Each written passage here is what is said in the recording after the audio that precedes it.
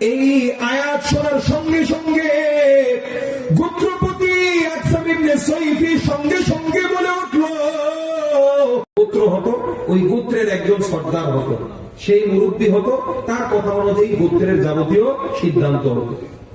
তো গোত্র প্রধান ছিল আকসাম ইবনে সাইফি।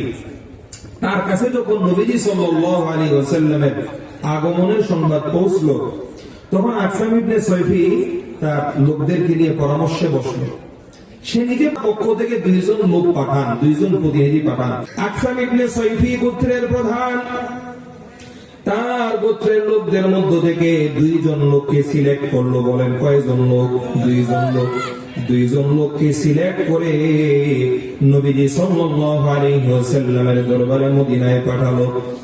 এই দুইজনকে দুইটা প্রশ্ন শিখায় দিল। এক নাম্বার প্রশ্ন মান আনতা, দুই নাম্বার প্রশ্ন মা আনতা। প্রথম প্রশ্নের অর্থ হলো তুমি কে, দুই নাম্বার প্রশ্নের অর্থ হলো তুমি কি।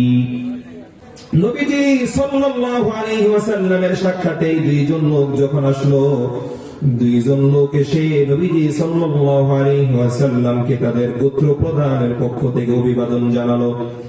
জানিয়ার পর বলল, আমাদের গোত্র প্রধান আপনাকে দুইটা প্রশ্ন করেছেন। এক নাম্বার প্রশ্ন মান আনতা, আপনি কে। নবীজি সাল্লাল্লাহু আলাইহি ওয়াসাল্লাম প্রথম প্রশ্নের জবাবে খুব সংক্ষিপ্তভাবে উত্তর দিলেন। নবীজি বললেন, মুহাম্মদ বিন আব্দুল্লাহ, আমি হচ্ছি আব্দুল্লাহর ছেলে মুহাম্মদ। সবাই বলেন সাল্লাল্লাহু আলাইহি ওয়াসাল্লাম। দুই নাম্বার প্রশ্ন মা আনতা, তুমি কি। নবীজি দ্বিতীয় প্রশ্নের জবাবে বললেন, আব্দুল্লাহ ওয়া রাসূলুহু, আমি হচ্ছি আল্লাহর বান্দা এবং তার রাসূল। এবার নবীজি সাল্লাল্লাহু আলাইহি ওয়াসাল্লাম তাদের সামনে কোরআন মাজিদের একটা আয়াত তেলাওয়াত করে শোনালেন।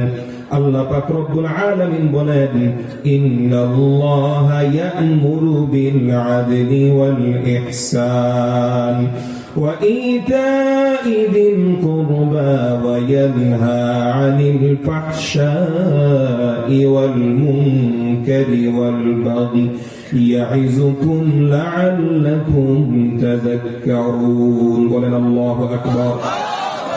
নবীজি সাল্লাল্লাহু আলাইহি ওয়াসাল্লাম আয়াতখানা পড়ার সঙ্গে সঙ্গে যে দুইজন প্রশ্ন করার জন্য এসেছিল, দুইজন মন্ত্রমুগ্ধ হয়ে কলিজা একদম ঠান্ডা করে তারা আয়াতখানা শুনলো।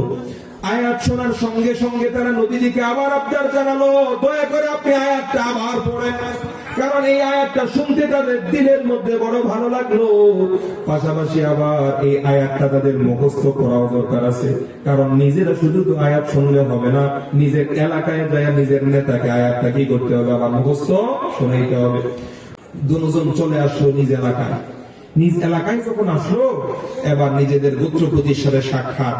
বললো, এই তোরা যায় কি খোঁজ খবর নিয়ে আসছিস বল। তো তারা বলতে শুরু করলো, আমরা প্রথমে তাকে দুইটা প্রশ্ন করেছি, দুই প্রশ্নের জবাব অত্যন্ত সংক্ষিপ্ত ভাবে দিয়েছে।